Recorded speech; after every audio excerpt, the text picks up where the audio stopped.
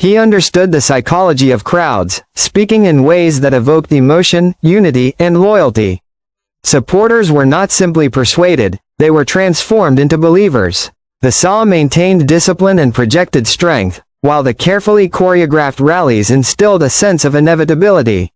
Citizens began to see Hitler as the only leader capable of delivering Germany from chaos. This combination of personal charisma, party organization, and mass influence was unique in modern history, and it laid the foundation for the next phase, legal ascent to power. By the end of the 1920s, Hitler had moved from the fringes of German politics to its center stage. His ideological framework was complete. His party was disciplined, organized, and popular. His message had reached millions. The nation, still traumatized by war and economic collapse, was ready to embrace a leader who promised certainty, power, and pride. The groundwork for the rise of the Third Reich had been laid. Yet the ultimate test awaited. Could Hitler translate public support into political control? The answer would come in the next chapter of history, through cunning, strategy, and exploitation of opportunity. By the early 1930s, the political climate in Germany was precarious. The Weimar Republic struggled to maintain control as economic depression deepened, unemployment rose, and social unrest escalated. Traditional parties seemed incapable of responding to the crisis. The Nazi Party had become the largest party in the Reichstag by 1932, yet it still lacked a majority. Political elites believed they could control Hitler, underestimate his ambition, and use him to stabilize the country. On January 30, 1933, President Paul von Hindenburg appointed Adolf Hitler as Chancellor of Germany. To many observers, it was a calculated political maneuver, a compromise to include a popular yet extreme figure in the government. They believed they could manipulate him. They were wrong. Hitler assumed office with a meticulous strategy. Publicly, he portrayed himself as a statesman, committed to restoring order and national pride. Behind the scenes, he immediately consolidated power, placing loyal followers in strategic positions within the government, military, and police. Germany's democratic institutions were fragile, and Hitler exploited every weakness. Laws could be manipulated, courts intimidated, and political opponents silenced. Within weeks, the foundations of democracy were under siege, and a new order began to emerge, one that centralized authority around Hitler himself. On February 27, 1933, flames engulfed the Reichstag building in Berlin, home to Germany's parliament. The fire was blamed on a Dutch communist, and Hitler seized the moment to incite fear of a broader communist conspiracy. He demanded emergency powers, ostensibly to protect the nation from political extremism. The Reichstag fire decree suspended civil liberties, curtailed freedom of the press, and allowed for the arrest of thousands of political opponents. Through this event, Hitler demonstrated a defining principle of his rule. Crisis could be transformed into opportunity. Fear became a tool of control. Opposition was criminalized, and the machinery of dictatorship began to hum. By the summer of 1933, the Nazi Party had secured dominance over Germany. Other political parties were banned, trade unions dissolved, and the press brought under state control. Hitler's speeches became omnipresent, portraying himself as the singular savior of the nation. The people, still reeling from economic hardship and political instability, accepted, or in many cases, welcomed, the consolidation of power. Democracy, which had once promised freedom and participation, was effectively extinguished in favor of a totalitarian regime. Despite his growing authority, Hitler faced internal threats. The Sturmabteilung or SA, led by Ernst Röhm, had become increasingly powerful and unpredictable. Röhm's ambitions threatened Hitler's plans to secure the loyalty of the military and conservative elites. In June 1934, Hitler initiated a purge now known as the Night of the Long Knives. Over the course of 3 days, the SA leadership and other perceived threats were eliminated. Hundreds were executed, including political rivals and former allies. This ruthless action sent a clear message: Hitler's authority was absolute. Loyalty was rewarded, dissent punished. With the SA neutralized and the military appeased, Hitler's position became unassailable.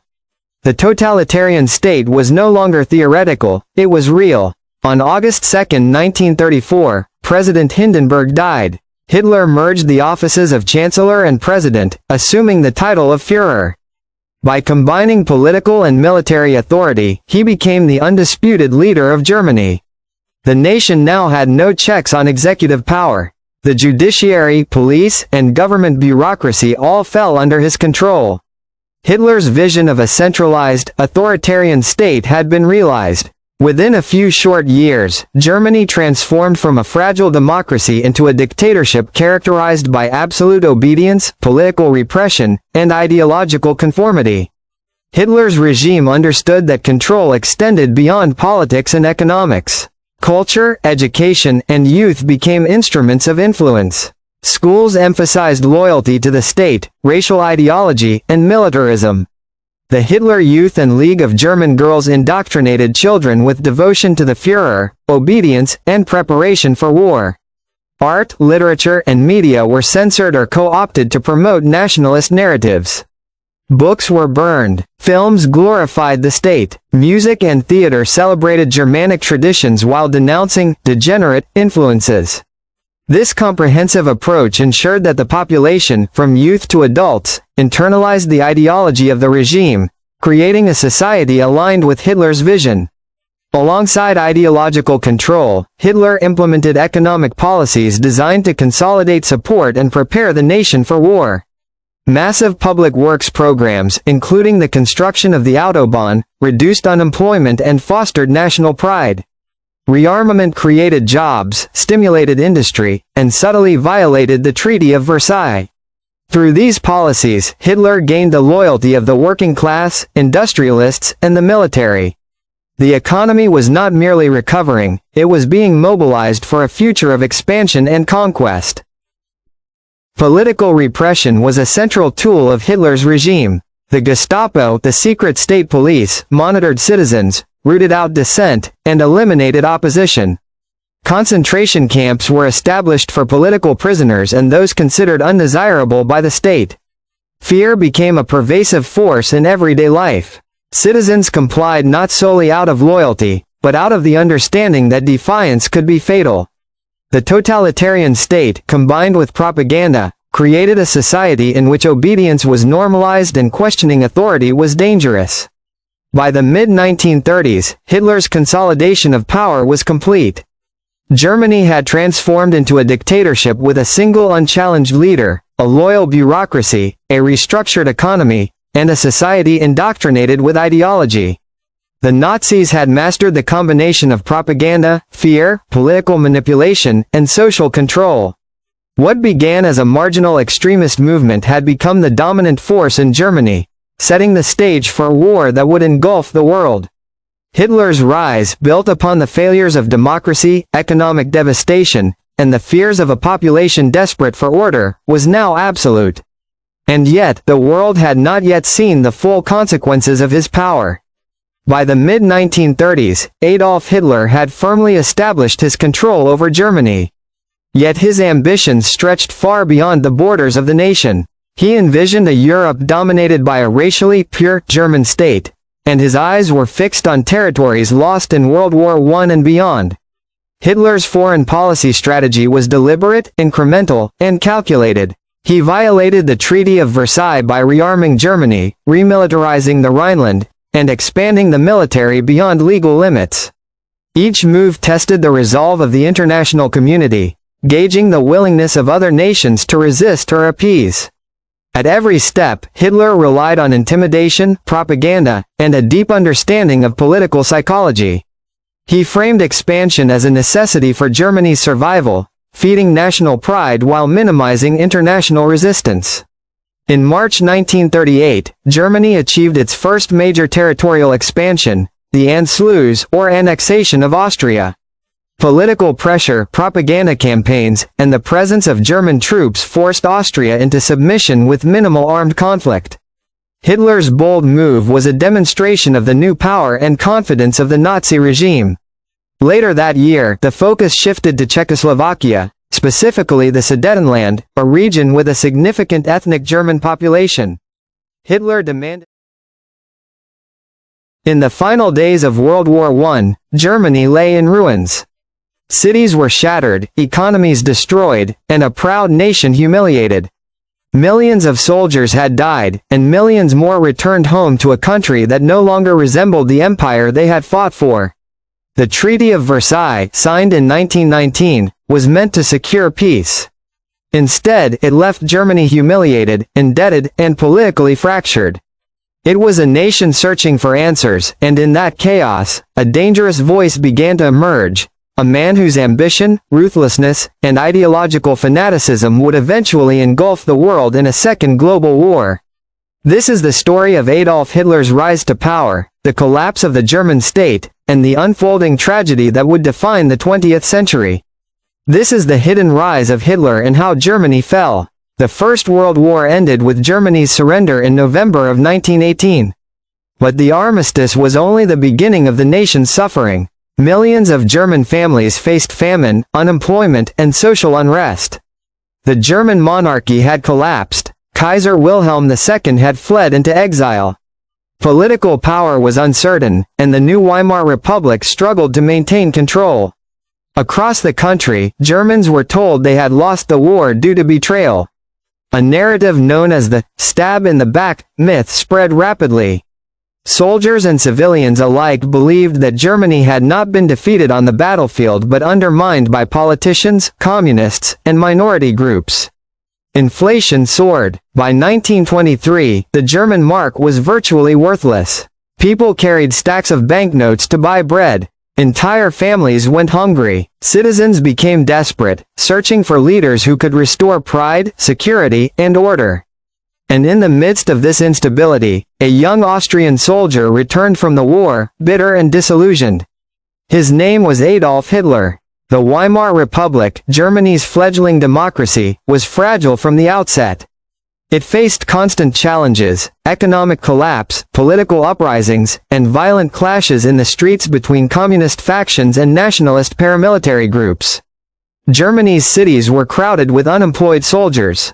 Factories sat idle, public trust in government institutions collapsed. And while democracy attempted to take root, extremist ideologies flourished in its place. In Munich, political meetings filled smoke-filled beer halls. Here, nationalist groups spoke of vengeance, restoration, and unity. One small party, initially inconsequential, would soon attract the attention of a man with a singular ambition. Adolf Hitler had returned from the war, physically wounded, emotionally scarred, but determined to find a purpose. Hitler's experience in the trenches had shaped his worldview. He had witnessed the horrors of war and the chaos of Germany's surrender. In his eyes, the nation had been betrayed. Political leaders, socialists, communists, and Jewish citizens were cast as the culprits for Germany's suffering. This narrative, though deeply flawed, resonated with millions who felt abandoned, humiliated, and powerless. The seeds of extremist ideology were sown. Hitler joined the German Workers' Party in 1919, a tiny organization with limited reach. Yet, even in this small setting, he began to develop a skill that would define his career: the power of speech. Hitler could mesmerize, intimidate, and persuade through words alone. He transformed ordinary meetings into spectacles of persuasion, drawing attention and followers with his fiery rhetoric.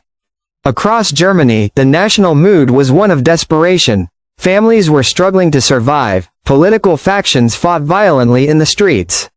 The democratic institutions were fragile, and the people's faith in governance had eroded. In this environment, Hitler's message of order, nationalism, and blame resonated deeply.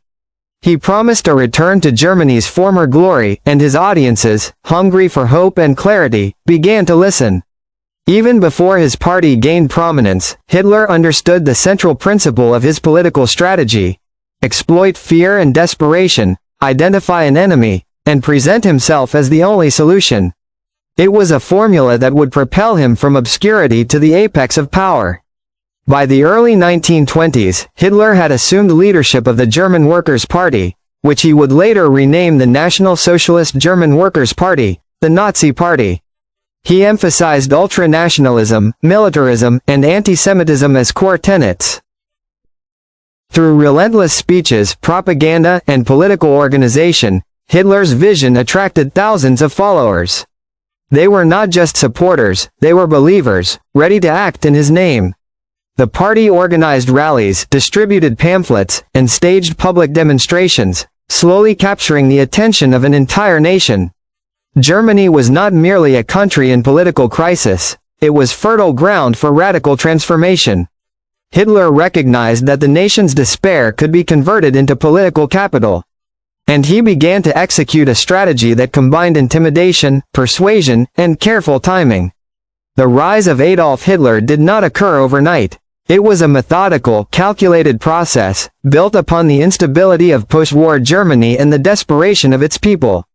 A broken nation, humiliated by external forces and internal divisions, became the stage on which one man would rise to unprecedented power. By manipulating fear, exploiting hope, and presenting a vision of restored pride, Hitler prepared to move from the margins of political life to the very heart of German leadership. The stage was set, the actors were in place, and the world was about to witness the transformation of Germany into a nation under the shadow of a dictator. By 1923, Germany was in chaos. The economy had collapsed under hyperinflation. Factories closed, currency became worthless, and ordinary citizens struggled to survive. Frustration and anger simmered across the nation. In this climate, Adolf Hitler believed that the moment had arrived to seize power by force. On November 8, 1923, he and a small band of followers attempted to overthrow the government in Munich. Known as the Beer Hall Putsch, the coup ended in disaster. The uprising was crushed by police, 16 Nazi supporters were killed, and Hitler himself was arrested.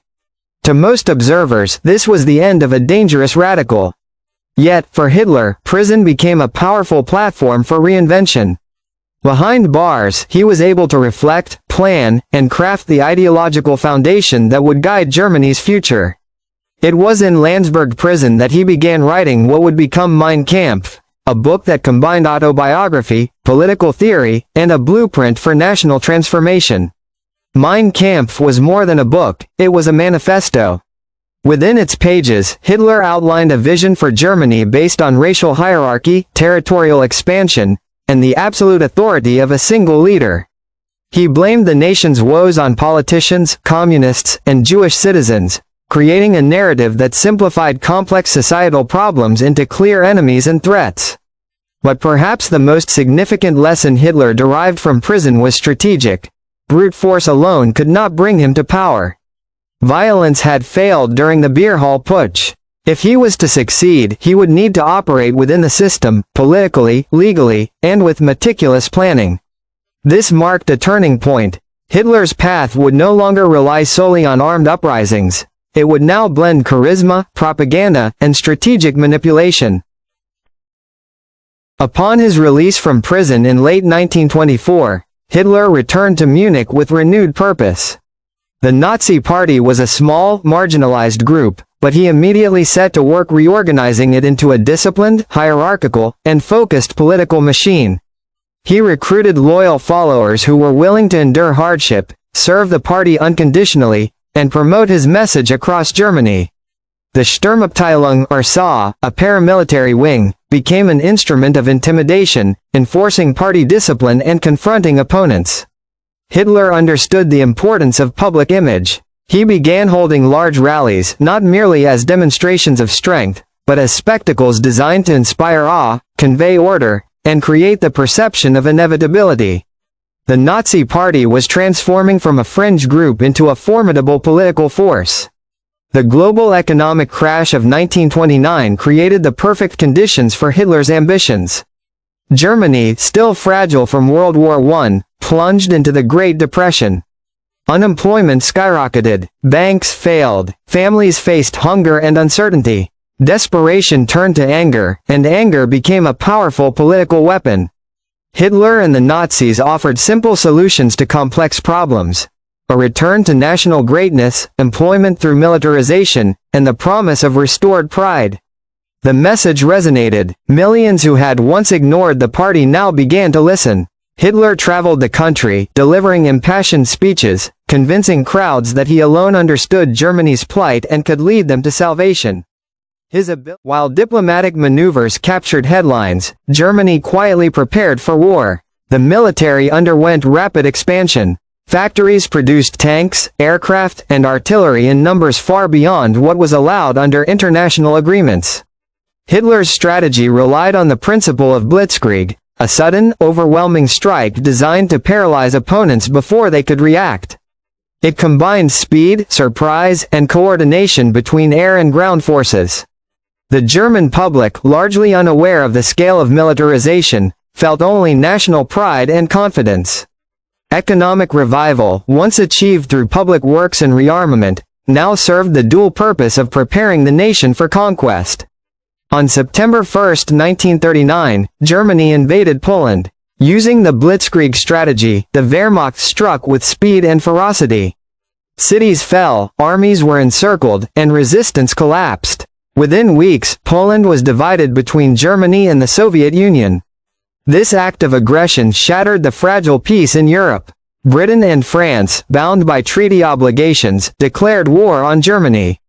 The Second World War had begun. Hitler's gambit had succeeded. The combination of calculated diplomacy, military innovation, and psychological warfare allowed Germany to achieve strategic victories with astonishing efficiency. The international community had underestimated Hitler's ambitions and capabilities. Appeasement, while intended to maintain peace, failed to check his aggression. Political leaders across Europe grappled with the speed and scale of his actions. For ordinary citizens, the early victories of Germany were often met with awe or fear. Propaganda within Germany portrayed Hitler as a genius and savior. Across Europe, governments struggled to respond effectively, hampered by political divisions, outdated military strategies, and public reluctance to confront another devastating conflict. Hitler's expansion was methodical, exploiting both the weaknesses of other nations and the hopes and fears of his own people. In 1940, Germany launched attacks on Denmark, Norway, Belgium, the Netherlands, and finally France. Using blitzkrieg tactics, the German army bypassed traditional defensive lines, overwhelming opponents with speed and coordination. Paris fell in June 1940. The French government surrendered, leaving much of Western Europe under German occupation. For Hitler, this was both a triumph and a demonstration of the efficacy of his totalitarian state, military planning, and strategic cunning. Meanwhile, Britain remained unconquered, its resolve hardened by the rapid fall of its neighbors. Hitler faced his first significant challenge, an island nation determined to resist his domination. Hitler's victories were not only military but ideological. Occupied territories were subjected to strict control, propaganda, and intimidation. Local populations were forced to comply with German authority, while dissent was crushed. Within Germany, the state's control over every aspect of society, politics, education, media, and culture ensured that the population supported or at least tolerated the regime's actions abroad. Hitler's ability to combine fear, persuasion, and efficient administration allowed him to project power far beyond Germany's borders. While Germany expanded, Hitler's ideology took a darker, more destructive turn. Anti-Semitic policies, initially legal and bureaucratic, escalated into widespread persecution. Jews and other groups labeled undesirable faced discrimination, forced relocation, and violence. Concentration camps were established, initially for political prisoners, and later became centers for systematic extermination. Hitler's vision of racial purity dictated both domestic policy and the treatment of occupied populations. The machinery of oppression demonstrated how ideology, when combined with totalitarian control, could transform a society into an instrument of mass destruction. The early successes of Germany revealed a critical lesson about the world's response to aggression. Policies of appeasement had emboldened Hitler, providing him with opportunities to expand with minimal resistance. European leaders misjudged his intentions, believing that concessions would satisfy his ambitions. Instead, each territorial gain reinforced his perception that he could act with impunity. The lesson was clear. Weakness in the face of ruthless strategy invites further aggression. By 1941, Germany had transformed from a humiliated post-World War I nation into the epicenter of a continent-wide conflict. The political, economic, and military strategies implemented by Hitler and his regime created a state that was efficient, ruthless, and expansive. From the ashes of defeat, Hitler had rebuilt Germany into a formidable force. Yet this transformation came at a staggering cost: the erosion of freedom, the destruction of democratic institutions, and the beginning of a war that would claim millions of lives. Hitler's rise and Germany's fall were not inevitable, but they were the result of calculated strategy, societal desperation, and political misjudgment. By exploiting economic hardship, leveraging fear, and projecting authority both domestically and internationally, Hitler established control that would soon engulf the entire world. The stage was set for global conflict. The transformation of Germany, orchestrated by a single leader with unrelenting ambition, demonstrated the dangers of unchecked power, the fragility of democratic institutions, and the devastating consequences of ideological extremism.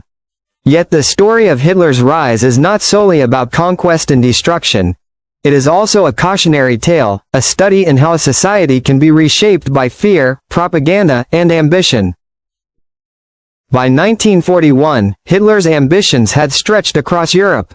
Germany had occupied France, the Low Countries, Norway, and much of Eastern Europe. Hitler's next target was the Soviet Union, a bold campaign motivated by ideology, territorial expansion, and the pursuit of resources. Operation Barbarossa, launched in June 1941, was the largest military invasion in history. Millions of soldiers crossed into Soviet territory, initially achieving remarkable advances. Cities fell, supply lines stretched, and the German army seemed unstoppable. Yet, even in these early victories, cracks began to show.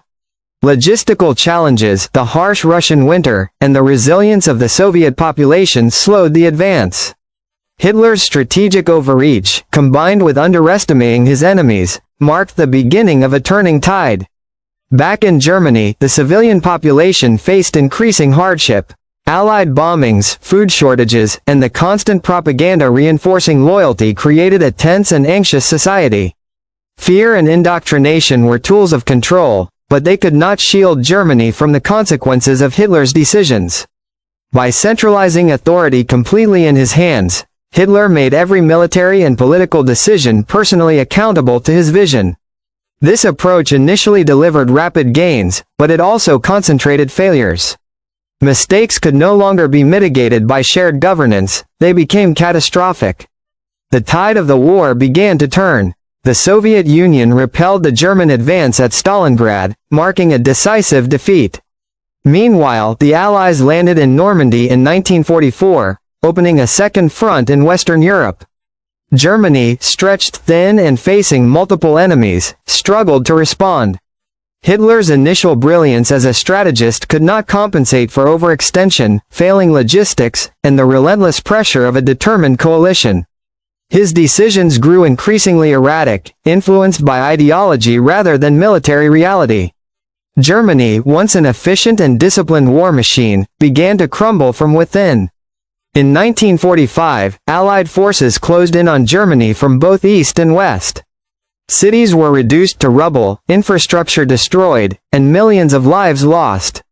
The political system Hitler had dismantled decades earlier offered no means of resistance or survival. On April 30, 1945, Adolf Hitler died by suicide in his Berlin bunker. The Third Reich, a nation transformed from the ashes of World War I into a totalitarian state, collapsed in less than 2 decades. Germany's fall was total, illustrating the devastating consequences of extremist ideology, unchecked ambition, and the manipulation of fear and propaganda. Rise is a cautionary tale for the ages.